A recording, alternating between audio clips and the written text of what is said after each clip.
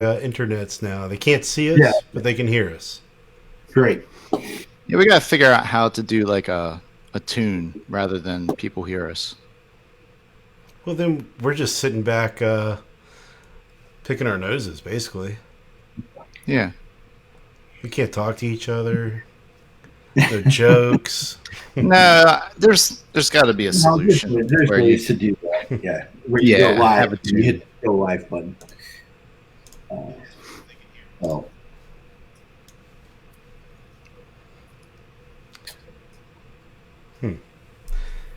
Well, We'll figure it out. we can figure that out in 2021. yeah, there you go. I was thinking we're like 23, but We'll be here before you know it, Alex. that's true.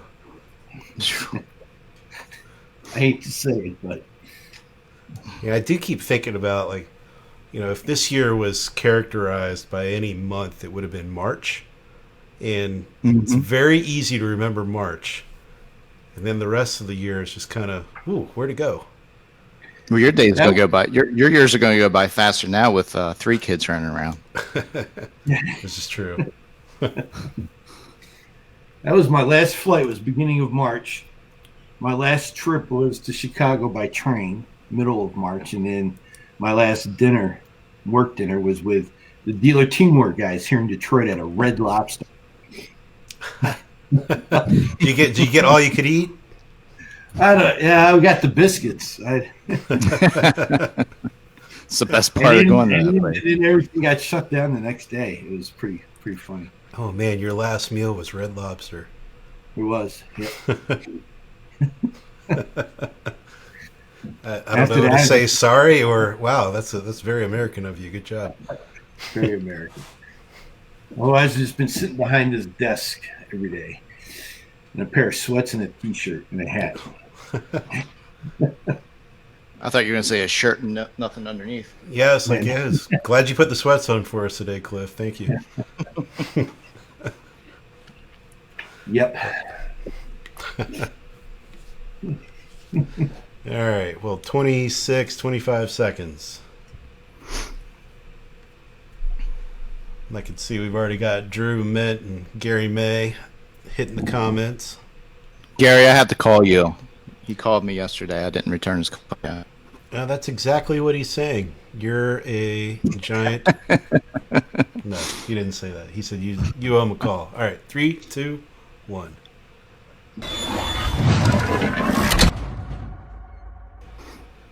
All right. Now they can see us. So, Friday, last Friday for Refresh Friday of 2020. And that's only because of the way the calendar shapes up. It's not because we're being lazy and taking the rest of the year off. Maybe it is. Speak for yourself, Alex. Yeah, Good seeing you, Cliff. Good seeing you guys. It's been a little while. Yeah, it has. a man who needs no introduction here. For sure. Yeah, so Cliff, when was the last time you were on? It's been, it's definitely been over a year. I think it has been. I've lost track. Especially with this year. Yeah. I was thinking, well, actually, Jeff and I were talking about this. It'd be cool if we could make you the final guest of the year every year. Close Refresh Friday down. And we'll see how this goes that. today. Okay, sure. I have a good feeling. No. Hopefully we don't make you too uncomfortable.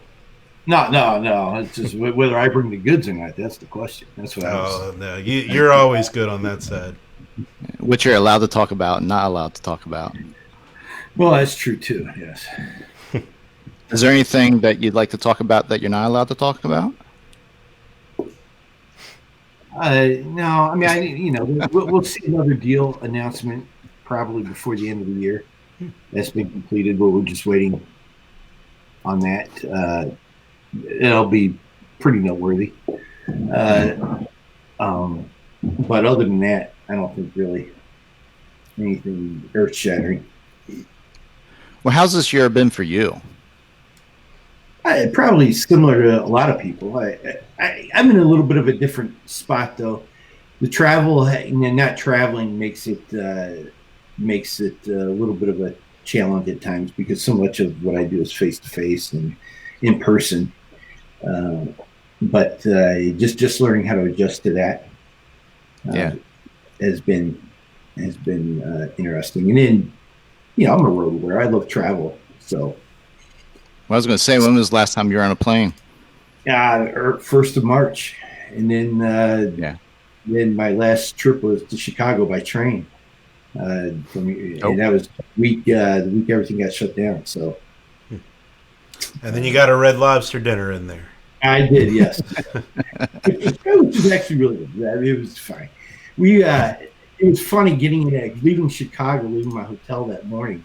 It was that Wednesday morning, and I got into an Uber, and it ended up being an Uber pool. And there was a guy sitting next to me, and he was obviously sick with cold or something. And I just remember thinking, it was early in the morning. It was like 4:30 in the morning or so, and I'm thinking, man, I'm going to get this is really stupid, Cliff. Why did you do this? Next stop, Costco for toilet paper, right? Yeah, but it worked out. That was funny. Well, we're glad you're here and made it through whatever that was. So, well, look at you guys, new child, Alex, and company's going well. Yeah, new baby girl. Yep, she's keeping us up. Is she? Oh yeah, I got my coffee right here. It doesn't stop. Might need espresso shots though for get through the rest of the show. But so Cliff, you already jumped on the acquisition train, and that was one of the first questions we had for you. But not necessarily how the year was going to end with them, but how drastically did things change since March, since COVID hit? Did it change that at all? Certainly for a while it did. It shut everything down through June, July. Even on the dealer by sell stuff, we started seeing it come back in July. Now it's back in full force. And we'll be back to normal numbers. Actually, we already are right now. So, except for that lull, and ironically, I mean, the automobile retail space, I think one of the big stories coming out of this year is going to be how it took the gut punch, took the chicken in the wherever, and we recovered, and here we are, and the dealers are doing fine profitably. Sales are not where they were, but that's not a bad thing actually, because we've seen the margins go up, and some of the, I think in March and April where we were, and even May, thinking, wow, we've got Armageddon upon us, and we're seeing Car Story getting $120 million, Bruce Thompson car offer valuation at $275 million. And there have been some really good deals, and then just the whole SPAC phenomenon that's going on right now. Whether that long term is sustainable, we'll see. But certainly on the used car side, we're seeing significant acquisition or investment flows. And some of the startups that I was somewhat worried about are small startups have found a way to really not just stay in business, but expand. There's some interesting ones that I'm watching closely that I like. I think Drivably just recently received investment from Porsche Ventures.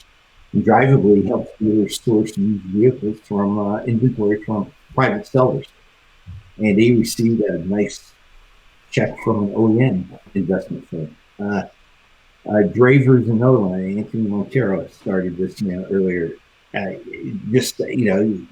Jumping in where there's a need, and in terms of not just vehicle delivery, but overall shipping and overall either subscription play or fleet management, having leveraging outside players to come in and jump on a platform that dealers can use to manage those parts of their operation much more effectively and even maybe profitably. So No, and those are just two of many examples that I've seen. I think 8 months ago, 10 months ago, you may have been thinking a little bit differently.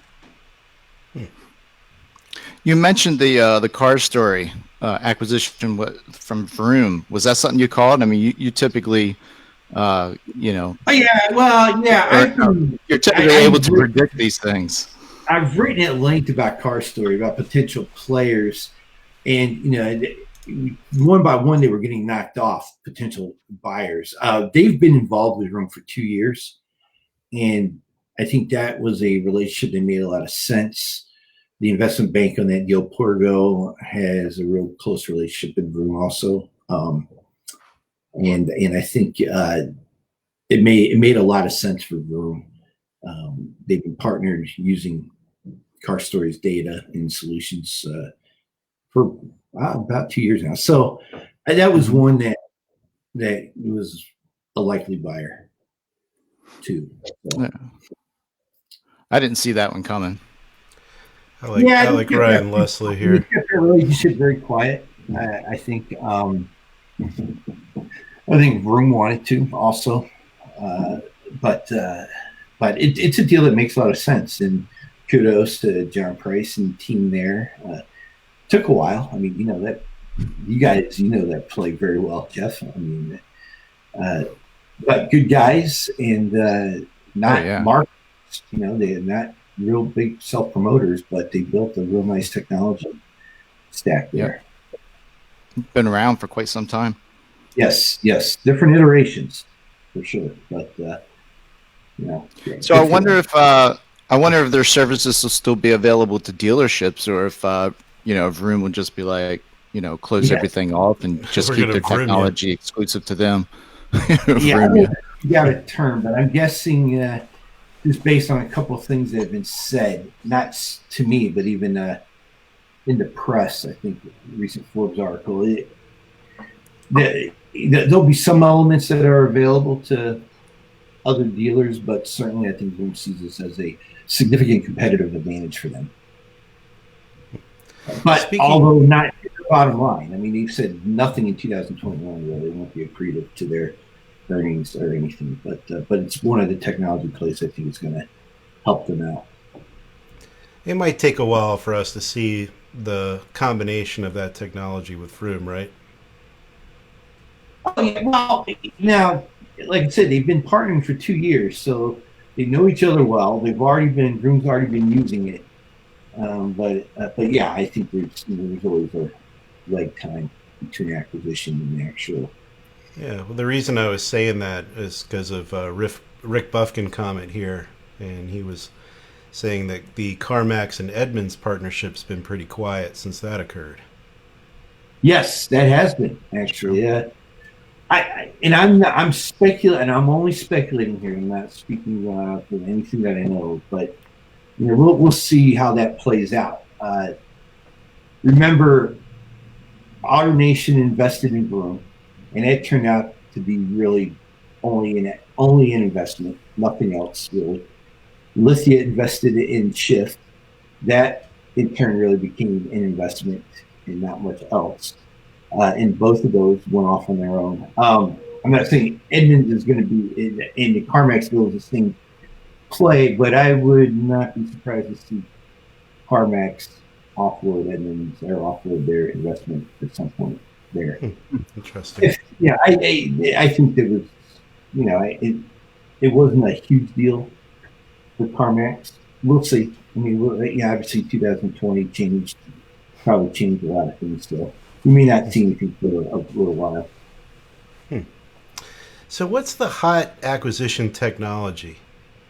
Is it like, the big companies are looking at things out there right now. Do you see any trends? Are they going after like a digital retailing tool now to add to their arsenal, or what's happening? Well, I don't know. Let's look at the strategic players, and they all have their own tools, or they've been offloading them, right?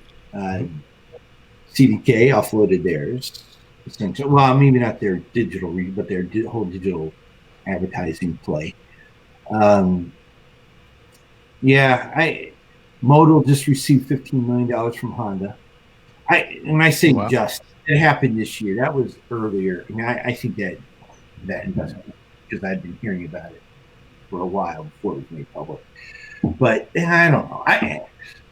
At some point, that digital retailing play, there's how many companies with some type of solution? 30. It's musical chairs. I mean, the money's going to run out at some point. It is interesting seeing the manufacturers making bets on some of these plays. JLR with Digital Motors. We got American Honda with Modal. We'll see with Roadster. And I hear a lot of these companies have been out feeding the ground looking for investment money. So we'll see if there's any more announcements. That's pretty telling. If we don't hear of any with some of these companies in the next 6 months, and you have to look at exits too. People leaving these companies. That's always an indication. So as a dealer, I would say you just have to be. One of the things that I would focus on when I'm evaluating a partner is their investment play. Who their investors are, where they are in terms of capital, and that'll tell you a lot about the company. Also look at employee churn. That'll give you some idea as to whether they're going to be a long-term player. Well, that's an interesting point. So I don't hear that come up too often from dealers. Who's invested in your company? It's just not a question that usually gets thrown at a sales team. That'd probably be my first question. Actually. Yeah, that's a great one. It's a really good because one. It tells you a lot. And you do some research on the history, on what that investor is like, what kind of play, and I think that any bit of information you can get if you're looking, because you as a dealer are making a big investment in terms of direction, your employees, training, financially, and with your customers, and you really these are not plug and play type things, type solutions, right? So you got to pick the right partner. And listen, I think they're all great tools, and several great tools out there. Maybe some may be great in one area, not so great in another. But look at the dealership, figure out what the culture is, but again, knowing the financial strength and backing of these companies, I think is probably the first thing I'm looking at. It's a good one. So probably don't want to get into business with anyone who's got Brockman investing in them, right?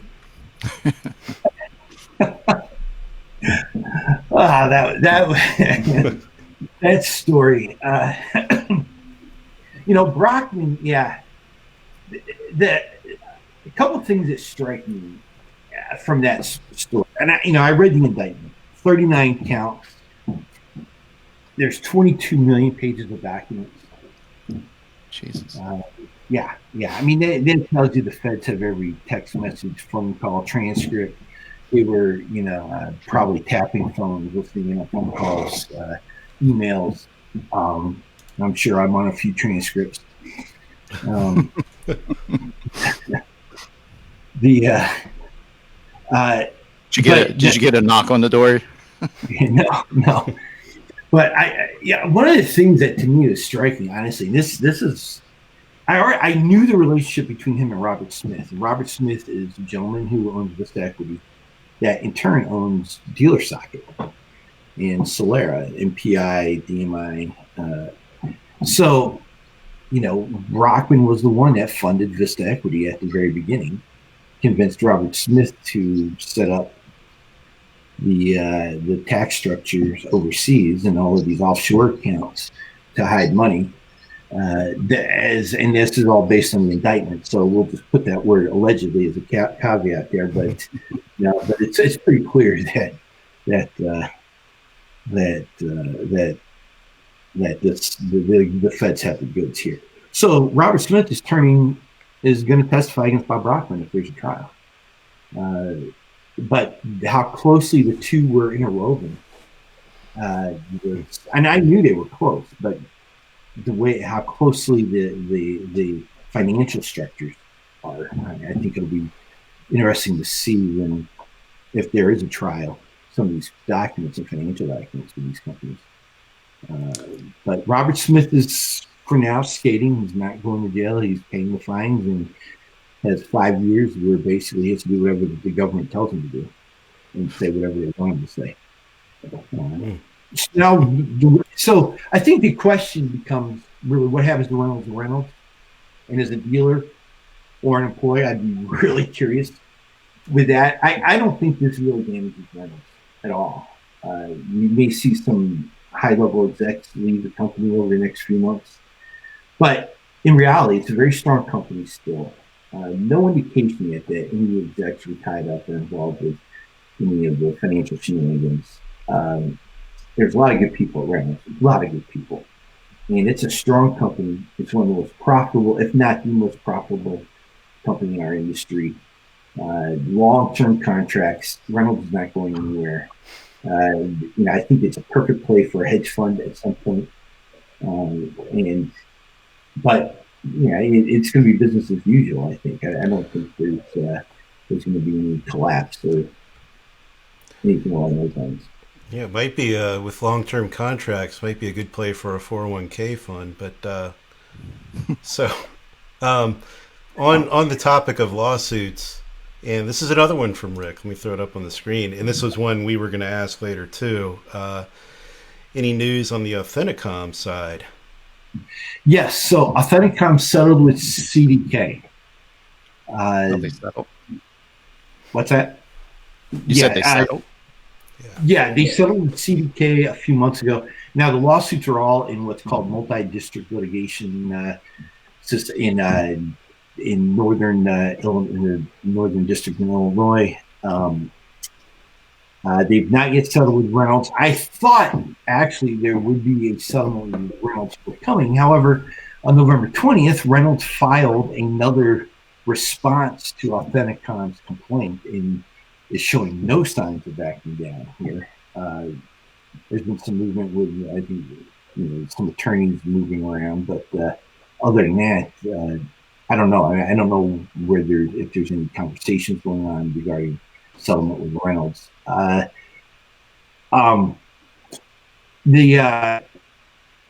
It seems like for a while that whole era of charging for access, high fees for access is going away. I think it's still going to be with us for a while. I know of one vendor right now. I just saw a contract a couple of weeks ago regarding a certain vendor that's the dealers on Reynolds, and they're charging the dealer it's $900 and some a month per rooftop for access.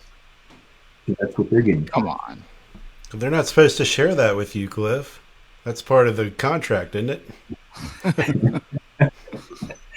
Well, it's not saying who it was. No, but and then I had another large vendor call me regarding CDK and just asked me, "Are you seeing this? Are you seeing any reduction from any other company or any other companies, showing a reduction in these fees?" And yeah, there are, but I think with CDK's case, they have to manage that move away from that revenue pretty carefully. So I think there is going to be it's not going to be overnight. I think there's going to be a change, and as they move more revenue to Fortellus, if they are able to do that, or some other things. CDK is selling its international business for $1.4 billion. That gets so they'll give it some much needed cash. I think third quarter. It'll fiscal year this coming year in 2025 by June it'll be done. So they'll have money, have some cash for either some acquisitions, paying off debt, stock buyback, the normal stuff. But it does position it.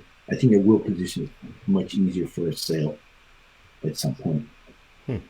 Interesting. So it got rid of the digital advertising business. It's getting rid of the international business, and now it's focused on North America and its core products. Why get rid of the international business? International is tough. I mean, it's draining on the margin. No one has tried to play in the international side. Reynolds, Cox, Dealertrack. It's not worked out. One reason, you just look at Europe.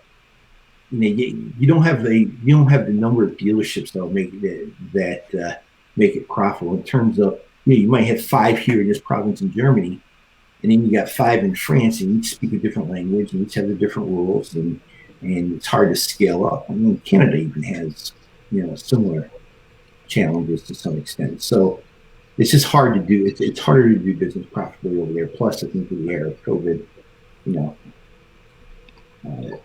but yeah, I always hear the profit margins aren't near as high as they are here in the States. They don't pay the same for these products.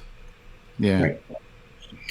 Right. So, yeah, and we'll see. I mean, I probably 4 or 5 years ago would have thought by now Reynolds and CDK would have been sold, but I'm going to give that another year or two. I think now with Reynolds, you got to see what happens with the Brockman trial, which doesn't start till September, if that even gets started. I mean, his defense attorneys are trying to get it tossed due to reduced mental capacity. He has several health issues. This is an interesting statement here from NIF. So he says hello earlier, but yes. But it sounds like NIF, and this is a move by a lot of the larger dealer groups right now, is to build their own data platforms and to try and own as much of their own data as possible, and then splice that together in ways that can be customized to their own needs. It's an interesting move. It's what Germain has done to some extent with the Outsell, which was an intriguing play.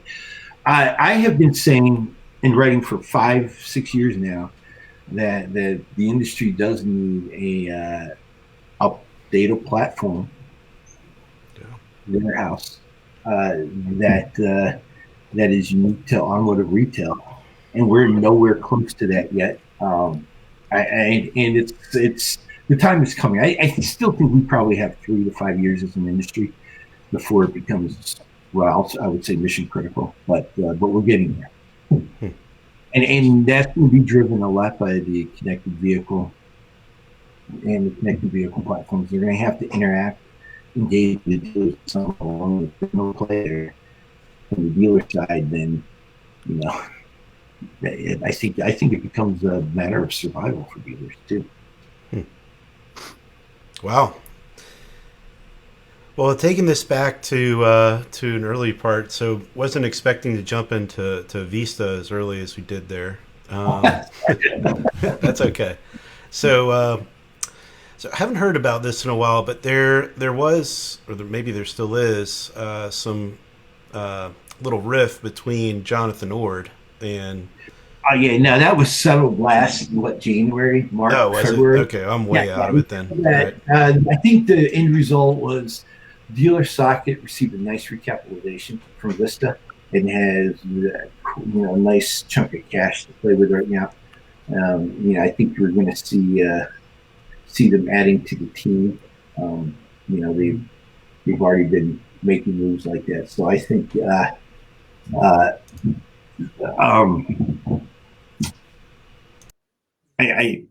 We may see some more plays from them, but yeah, that has been completely settled. All right, so I'm a year behind on that one. Got it. Yeah, my guess is going to want to get Dealer Socket to that $1 billion valuation, and then offload it. How close is it to that? I don't know. I mean, it's probably not terribly far off. Okay. And then when you see some of the valuations now, I mean, they're out. So you think they're over $300 million in annual revenue? Yeah, we'll see. I actually had the numbers last year. I actually knew what the numbers were. I don't know off the top of my head right now, but they were playing around with the valuation considerably last year. they turned down a nice chunk of cash earlier, huge chunk, and it wasn't too far off that $1 billion number. Okay. So there, I would give it another couple of years, probably. I would let give Tony Graham a chance to build his team and to believe his imprint on it. And Tony knows the space well. He'll do, I think he'll do a good job, and hopefully get it back to the focus of the dealers. Look, Vista's a little bit wounded right now, I think, just reputation-wise. So probably not in as strong a position to dictate things as they were in the past. Gotcha. Well, we've touched on Reynolds, CDK, Vista. We're missing one. How about Cox? Cox. We'll see. New president, CEO there. Mid-January, they're going to start rolling out, I think, making announcements as to products and solutions, and I think we'll see a direction. They probably, I would have guessed, have just gone through another strategy review in the last couple months. I think COVID has changed some of their thinking or some of their plans regarding mobility, at least timing-wise. So, we'll see. Yeah, sitting up here in Vermont, we get to be a little close to things that are happening at dealer.com. I know that they're looking for someone else to head that up in 21. Right. But and I hope they look back at a guy named Jay Macker, who would be excellent for that, in my opinion. But that's who might say. So, but there's also been talk of them potentially following CDK's direction and selling off the digital end of the media suite. There's been talk about that. Yes. Nothing would surprise me if something were to happen. But again, I would pay close attention to them. From January to February, throughout, including NADA, their whole Cox experience play leading up to NADA. I think we'll start seeing some indications of where they're heading. But as much by what they don't say as what they do say. Well, they're private, so they don't have to say anything. That is true. Yep. They do have that luxury. And then the cars.com, or cars now. So. Cars. Yep. Yes. Stock's been going up. Mm-hmm. Yeah, they broke the 13. I think they're back down to 12 something, right? 12.95, or last time I looked today. But they're slowly climbing. I think that's you get as an investor, you get in. That's it. That's going to be a long. When I say the long run, I'm over the next several months to a year. But they are very measured in terms of strategy and moves that they think they need to make or want to make. They're not going to go out and do a stupid deal or do a deal just for the sake of doing a deal to satisfy investors. So I think for Alex Vetter, he's going to do what's best. Yeah, look, these companies all have, they all have that legacy of being that third party listings, classified listing site. You got the Auto Trader, True Car, right? But look, they're remaking the business of cars, and they've got some interesting plays from a financial perspective that they're making that I think is going to really improve their bottom line. We've already seen it. I think the battle within the car gurus is fascinating, but I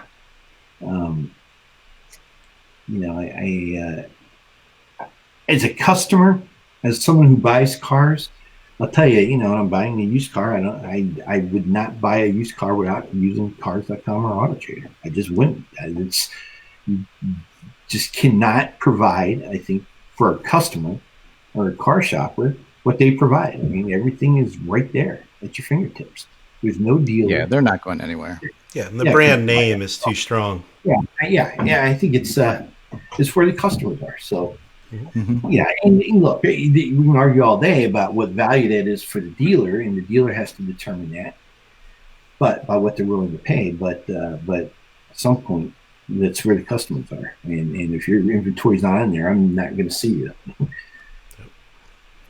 Yeah, I got their stock at just over $7 several months ago. Yeah. And it's just shy of $13 right now. Right. Yeah, and it broke the $13 mark the other day. So Car Gurus is going up, but again, I think it's who can. I think from a dealer perspective, who's going to be able to tell that story to the dealer and maintain that relationship with the dealer too. Well, do you see any other listing sites sort of coming out of nowhere? I mean, we've got AutoTrader, we got Cars.com, Car Gurus. They're really the top three. Am I missing? I don't think I'm missing anyone. I mean, you've got some smaller entities out there, but you got niche things like Roto. That's what was their name before? Roto It was the leasing platform out of New York. Yes. I forget the. Yeah, Nate's company. But anyway, yeah, that's another one. Yeah. There's companies like that. I know I'm missing. Something that's out there, but what's the other one that's it's not Cars, obviously, but I know it's got the word car in it, of course. Don't they all? I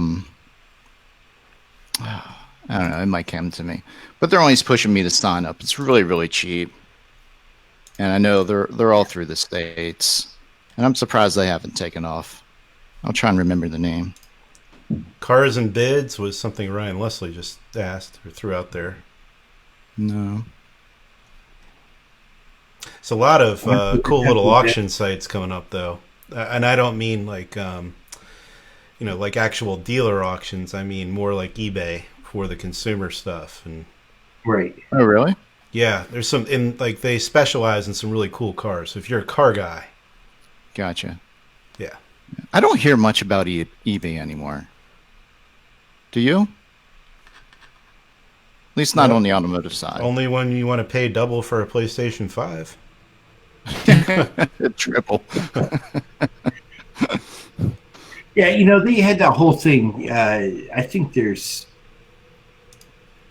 and bear with me, I'm trying to remember now. They had the whole thing with the classified listing site being spun off in Europe. Wow, I should have reviewed on that one. Well, there's been a few, like carsforsale.com. I think there's going to be a North American play there. That might make sense, but so far it hasn't materialized. Well, a lot of people are throwing out carsforsale.com. That's exactly who I was trying to think about. Yeah. Right. It's Cars for Sale. And I know, so there's another question here about Walmart and Costco, and I believe there's they're going their own direction, working with well, I don't know if it's Walmart or Costco. I think it's Walmart, but they're working with a longtime player in the space and doing some cool stuff over there. I like the technology. It's a really neat full-on digital retailing component where you can actually do contracting and truly do it, not just bullshit it. So that'd be one to watch. I don't know how much I can disclose on that front, though. I don't know if that deal is all the way done. Well, we got a play. Someone here in Detroit, well-known name that not so much in automotive, but we're going to start seeing a lot more from them. Maybe that the walls are coming down on some of these inventory aggregating type sites. Obviously, the automakers, and again, I'm skeptical whenever Ford launched theirs this fall, right? Mm-hmm. I just I just remember GM's play. That was never got out of the driveway. How many years ago was that? Click buy or something. Yeah. Well, no, there was another one that was used car only that they were playing with, and it launched to great fanfare, and then nothing ever came of it. I'm sure someone watching this can remember the name. But yeah, so I think as we look to 2021, there's going to be continued movement in that used car inventory space. Both from the auction side, we see ACV Auctions, which could do an IPO this year coming up. Certainly Bruce Thompson's car offer got picked up by Car Gurus. So we're going to continue to see those plays. Scott Painter is still, this just announced this morning that Next Car, his newest company, whatever it is, has just signed a partnership deal for $400 million in capital from Westlake Financial. So, we're going to continue to see plays out there. Shift, Vroom, where those end up. And not only that, now you have Lithia, Asbury, Sonic coming out with legitimate national used car plays, or at least regional, but Lithia is certainly going to be a national play. What impact does that have on Carvana? Right. Facebook is making a move there too. AIA. Yeah, what does Google? What does Google decide? Did they pull the trigger at some point? These are some of these things we've been talking about for years. Facebook, Google, we've been talking about for quite a few years. Google, 15 years. We're all still waiting for Amazon. We are still waiting for Amazon. I still think that's more of a digital advertising plan. And Microsoft. Maybe they'll enter the DMS market in 21. We'll see. You're not wrong there. Now, if I'm looking at the DMS landscape today, and I'm looking at deciding who I'm going to buy, I think it depends on what my goals are. If I'm looking for innovation and long-term future, I'm kind of hard work. Very hard work. Looking at the new player. You broke up there, so we didn't actually hear the meat of what you were saying. I would be looking at Techion. CDK also, maybe, just because of Fortellus. If I'm a hedge fund looking at strictly how much money can I make play for quite a few years, I'm looking at Reynolds, because I'm thinking you can pick up you can pick it up for $6 to $8 billion, and you probably got a nice 7 to 10 year run where you're still making $1 billion in profit a year. You don't have to do anything with the company. You leave the management team in place and operate as is, and take the paycheck or take the check every year. Yeah, enjoy that 13-year contract. Yeah. So, but Techion right now, and they just announced this week that they signed FCA, in terms of not signed, but at least getting the integration certified, the certification from FCA. They should have all the OEM certifications by the end of the first quarter. And I know of a couple of large groups that have said that once they have that all the certifications, they're bringing them in. So we'll hear a lot more from them. But again, that's a long play. But certainly, I think with Microsoft and Oracle and IBM, SAP, Salesforce could look at any of those companies and pull the trigger today, because the perception is the walls are coming down in this space, and as industry moves closer to a more of an API as opposed to direct integration play on the data, then it becomes easier for these companies to operate in this space. But I still give that. I still look at a 5 to 10-year window before we really start seeing the implications there. The other thing I wanted to mention is, if you look back on 2020, what I think the biggest story as we look back may end up being Toyota's announcement last week that they think they've broken the solid-state battery code, and that they're going to have a prototype with solid-state battery technology on the road this year. I mean, in 2021, and in production by 2025. That could be the biggest story in the industry. And aware of that. Huge story too, because solid-state battery technology theoretically is going to significantly reduce charging times to 10 minutes, extend the range of these vehicles significantly also. So if that is the case, and when we see that working in real-world conditions, then that makes it much easier for the consumer to make that purchase. You see GM investing $30 or $27 billion right now in bringing 20 EVs to the U.S. here over the next 5 years. Volkswagen's dropping $37 billion into it. Daimler saying they're going all electric and are going to reduce the size of their company, but become solely an EV company. We'll see if this happens, but it seems to be happening a lot faster than someone like myself had thought even 8 months ago. So my word to dealers, I was on a call a few weeks ago with car dealers, some large groups, and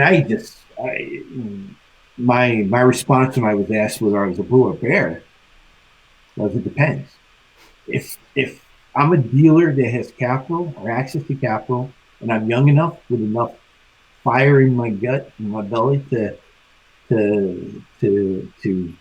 adapt to these changes and to grow and expand, I'm a bull. But I'll tell you, if I don't have that capital or access to it, and I'm a little bit older, I'm thinking right now is the best time to sell. The valuations we're seeing are very high, and there's a lot of activity going on, a lot of motion and movement. Now's a good time to probably exit. Yeah. Speaking of EVs, my grandfather always said that once those things can go 500 miles, that's when the combustion motor or the combustion engine, let me be technically right, is done. Well, I think it's also time of charging times also. Yeah, well, if you're talking about 10 minutes, and he just assumed that they'd figure that part out. Right. Well, it's very hard. I think technologically we haven't been able to get there to this point. But if the solid-state battery potential and the promise of that is true, then we'll be there within a couple of years. So yeah, Alex. Now, what does that do to the industry? Certainly we have all of these EV specs that have come in. I mean, Rivian. Who knows how many others right now that are out there? They're every day you read of another one. I think very few of them are going to be looking at the typical retail model, and I would think that at some point the franchise laws as we know them today are not going to be the franchise laws we see within a decade. I was going to say, how long do you think that'll take? Well, it's going to take a while because it's just legislatively things move slow, right? You look at the state of Texas, which meets every other year. Okay, so each state has its own personality and challenges or whatever. Some of the association directors are better than others, but I don't know that the dealers can rely anymore on the Republican conservative wing to help.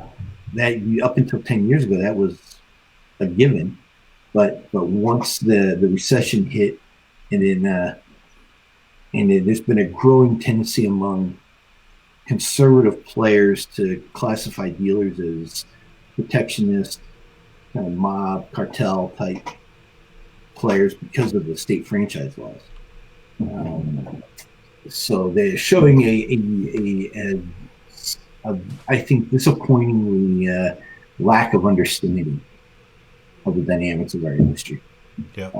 So yeah, I think, yeah. And look, we see General Motors starting to play hardball. I mean, they're giving Cadillac dealers money to go away if they don't want to play ball, but they're not giving it to GMC dealers. So you're going to see a lot of different plays from the OEM side of the business over the next few years on the EV side. So that's another reason why I'm saying it. But depending where you are as a dealer, it's either now or, don't miss your window. Yeah. Get out, Yep. Well, we'll see what happens. So maybe something a little closer. 21. What do you see coming in Q1 here, Cliff? And any changes for any new directions, anything like that? No. How do you see NADA playing out? That's a good question. Well, I mean, clearly NADA is not going to be what any of us want it to be. I've had this conversation with multiple companies over the last few weeks too, are trying to figure out what their NADA plans are going to be. And I'm just like, well, it's a pandemic year, right? It's just be a good corporate citizen, pay the money, write the check, play ball, and we'll get back at it next, in another year. But NADA has a vital role in our industry. I know some people are going to disagree with me about how effective they are, but listen, we're going to need NADA more than ever.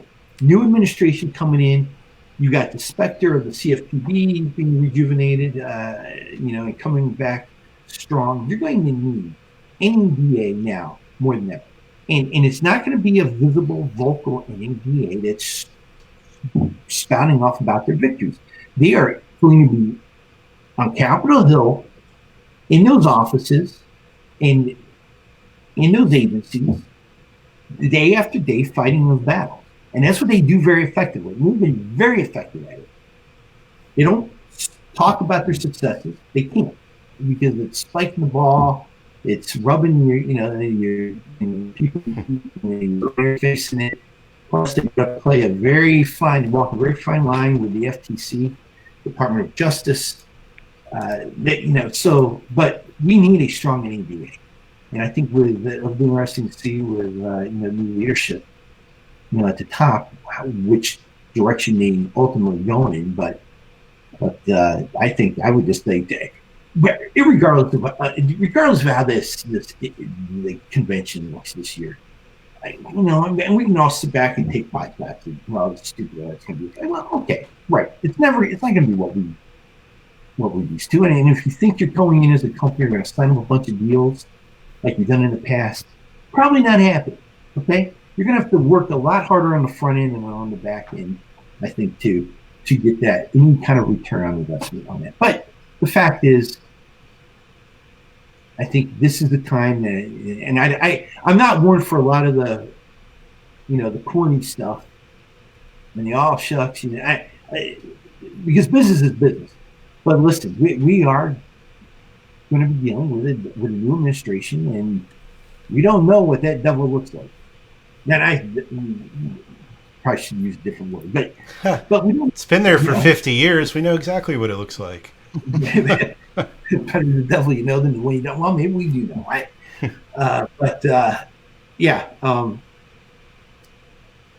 So I guess I'm not as concerned about how NADA is going to look or how it's going to come off this year. It is what it's unfortunate for them. They're going to take a big financial hit, I'm sure. None of us want to be in this position, right? But you make a great point, Cliff. Despite what the conference is going to be, and I'm going to take up this mantle with you because I totally agree with you. We need NADA big time. going through the next couple of years. And we'll especially need it if EVs become something that the manufacturers of the EVs decide they don't need dealers for. Right. Yep. So I'm saying, look, I think it all is in our best interest to participate as much as possible. We've all been, I think many of us have been more profitable than we thought this year. I see Ryan's asking about smaller industry conferences. Yeah, look, it's hard. I was talking with you guys before we went live just about Autovate, and I haven't pulled the trigger on that one just yet because, I'm stupid, and there's some element of that. But I haven't been able to. I haven't felt comfortable yet with a model that I think is going to be fair to everyone, to attendees and whatnot. So, but I would say there have been some conversations. People have worked. We just put in incredible hours of trying to put together big conferences, virtual conferences in this industry. And I don't want to denigrate any of that work. We're all learning this together. I mean, granted, I can't sit in front of a computer screen and Zoom. And I've attended a lot of these conferences, but I check out after a little bit. I mean, it's just. But even that, ones that are shorter like this, I think are better suited. But again, guys like me, how do you make money on that stuff, right? I'm not going to charge someone $900 to come to my conference. I'm not going to charge them anything, probably. So you got to go out sponsors, but then the return on investment, so isn't there like it may have been in the past. So I'm just going to hunker down, maybe fall of this year, of 2021. But in terms of what you're saying, what do we expect going into 2021? I don't think it's going to be much different than what we've had over the last 3-4 months. The vaccine's going to take some time to roll out. And it just depends on the virus. I mean, I'm COVID. If it hangs around through the summer, we're still going to be dealing with this, with a lot of the stuff going into next, going into the third, fourth quarter.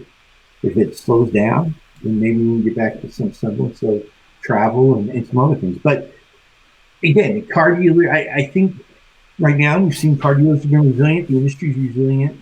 Car sales are there. Whether automakers come back with inventory, pushing inventory like we did in the past, staying within what we've seen the last couple of months, less inventory means more profit. I think it just depends on what kind of pressure we start getting, at the plant level, investor level. Keep in mind, some of these plants are, if we see much, less inventory than what we do today or than what we have historically, these plants are going to go. A lot of these plants are going to go away. And those are employers and support, and keep some of these towns afloat. And I don't know that that's a bad thing. If you go back to that, but let's ride that profitability wave as long as we can. I mean, it's been great the last several months, right? For most dealers. Mm-hmm. For sure. Hadn't thought about the manufacturers shutting down plants, though. So that's well, I drive past, I get on the Ohio Turnpike, every once in a while I drive through Lordstown and see the big, you see Honda's plant in Marysville down there in Ohio, and GM's plant at Lordstown, which is no longer GM's plant now. So, they were able to sell it. You got that SPAC, the EV SPAC in there, and whether that's going to be successful remains to be seen. But you just think about all the cottage businesses surrounding a plant. You have other suppliers. You've got landscapers, restaurants. These things are important to their local communities, and if they go away, it's not good for overall. Now, it may look better on the bottom line for some of these companies, but again, that's not always. I think it's great to have plants running. And who cares if we're having to throw some incentives on vehicles to move the metal? or we got to rely on a very creative dealer network to move some of that metal. Okay, fine. I mean, keeps people employed, keeps the economy moving. We're a consumer-based economy. You know, can we sell another 500,000 vehicles? Let's go for this. You know. Well, how about something positive? So, well, I think the positive story is we're not out of business. We're not facing Armageddon. We've survived in a very difficult environment. Dealers proved again and again their resiliency and their creativity at getting cars sold. Right? You think back to March 20th in April, and where we thought we were going to be today as opposed to where we actually are. The world of difference. I mean, in these dealer buy sells, I mean, look at the valuations and some of the prices that are being paid for these. You never would have thought that 6 months ago. True. So, you know, I think we've seen a wave of investment coming in.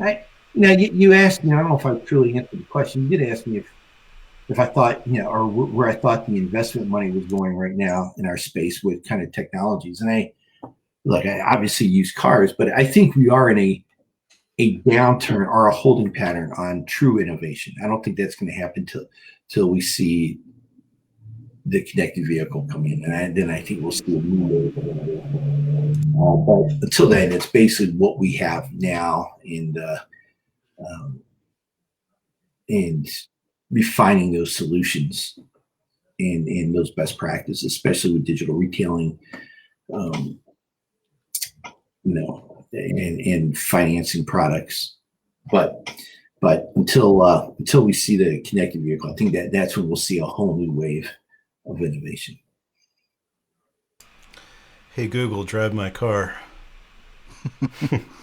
Well, you know, I spoke at the American Financial Services Association conference at NADA this year, and I started off with a vision. I said, whether it's 10, 12, 15 years from now, but I'm returning from NADA. I get into my car at the Detroit airport. You're with me. You get in the car, passenger seat, and I turn it, fire up the ignition in the vehicle. It says, "Welcome home, Cliff. Traffic home, you know, is normal. By the way, you're going to need new front brakes in a month. ABC Motors has a slot open at 5:30 p.m. on Wednesday. Would you like to set an appointment?" Yes. Would you like a loaner vehicle? No. How about Uber or Lyft? I'll take an Uber. Great. Okay. Now think about this. All the work's been done by the vehicle. Already look at my calendar. Let's look at the dealership service calendar. It's already checked to make sure the parts are going to be there. Shipping company, the supplier, Uber, make sure that, you know, I pull into that service department and the Uber vehicle's there. I have the concierge with a smile handing me a Diet Coke, and, you know, or they come to pick up the vehicle for me. Who knows? I mean, there's any number of ways you can solve that. But the fact is, I think the vehicle becomes that data center and that hub, and you need the platform, the API-driven platforms to make that happen. And we're starting to see some of that already with some of the OEMs, luxury OEMs, that are already sending that service information to the dealer. But I think it's going to be left, you know, you can leave that in the customer's hands. Let me make the decision. You know. Yeah, we're getting that at Mercedes-Benz right now. Yeah. Customers can go ahead and schedule their service right through the car. Yeah. So we're going to see much more of that in the future. That's a good point. Yeah. Yeah, it makes sense. You could do that with Draver right now. Yes, Draver is one of those platforms that's very intriguing because they're bringing all of that together: the shipper, the supplier, the parts, the ride-hailing companies, the fleet companies. So, and it goes beyond just the customer; it's also operationally for the dealer. You know, in terms of moving vehicles around from dealership to dealership. So, yeah, that one is. I think that one's intriguing. Yeah, without a doubt. So, 21 right around the corner, and keep fighting, everybody. The good fight. The disruption in the space, as Cliff believes, is coming from the EVs. and we have no idea how far that can go. Connected cars. Yeah, connected cars. Yep. Yeah. So nothing from technologies that dealers use in their operations or their marketing. Well, yeah. Listen, there's so much noise surrounding Facebook and Google. Lawsuit. 30 states filed a lawsuit against Google the other night and Facebook for anti-competitive practices. We'll see how that works out. On the search realm also. I think Facebook's a legitimate place for dealers to be putting their inventory, but you got to watch it closely. I mean, there's ups and downs with that, right?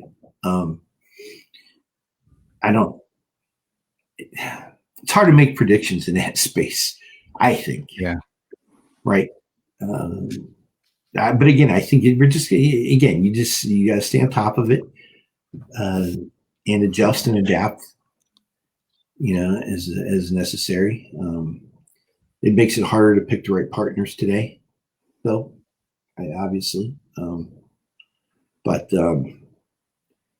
yeah, I would find companies that are high on customer service, and are able to serve your needs as they come up. And have the right investors. True. That's and that's if you're going obviously looking at startups. Obviously, if you're looking at the bigger players or you're playing with the bigger players, you just got to keep an eye on what the landscape looks like on M&A, I think. But yeah. I like that tip. So, but I also like our investors at my company. So, I really like it. Well, you guys have a track record there, Alex. You got a track record. You're looking at someone who's entrepreneurial and knows how to build a company and has done it. I think that there's, and from a dealer perspective, if you're a dealer principal and you have money to play, I mean, there's all sorts of companies looking for a level of investment money too, and there are private equity firms, venture capital firms that facilitate that too, that have funds set up specifically for car dealers to invest in new technologies. So, and then it gives you a say in the future and development and window into what's coming. So, well, guys, this has been a good show, Cliff, as usual. Despite what you think. Yeah. Hey, Chris, Leslie, I didn't say Vista wasn't the right investor. Oh, Chris will always push and push and push. Try to. But I'm saying, that's why we like him. I saw it. I was speaking at a conference quite a few years ago and made a comment. I was talking about Asbury, and someone in the audience thought I said Asbury was getting sold, and I had several text messages from people in Atlanta at Asbury who weren't at the conference by the time I went off stage, ripping me. And I'm like, that's not what I said. But oh, that's pretty funny. Yeah. Well, no, I'm also laughing at Bill Playford's comment. He called you Che Guevara. It's got to be the green hat. I wear a baseball cap every day now. I don't. Well, you say happy holidays, everybody. Yep. Right around the corner. Yep. Well, happening now. Happy Hanukkah. So. Yeah, really. Yep. Is Hanukkah going on now? I thought it just ended, didn't it? Well, close. Okay. But if we say happy Hanukkah, I think we got to say all of them now. So Merry Christmas. Yeah. Yep. And do you say Merry Kwanzaa or Happy Kwanzaa? I don't know. I have no idea. Just take it in the spirit in which it's given, which is I hope it's a wonderful holiday. There you go. As all of them. Yep. Did we even say Christmas, Merry Christmas yet? I think we skipped it. No, I definitely threw out a Merry Christmas. And Yep. Yeah. And there's got to be some sort of pagan holiday we're missing. I'm sure. Yeah. But anyway, all right. Well, and from us as well, Happy New Year. Hope everyone has one hell of a hangover the next day and celebrates it right, at least as best you can. And we'll be back the week after that. That's right. Good deal. Thank you, Cliff. All right, Cliff. Thank you so much, man. Yes. You guys take care. All right.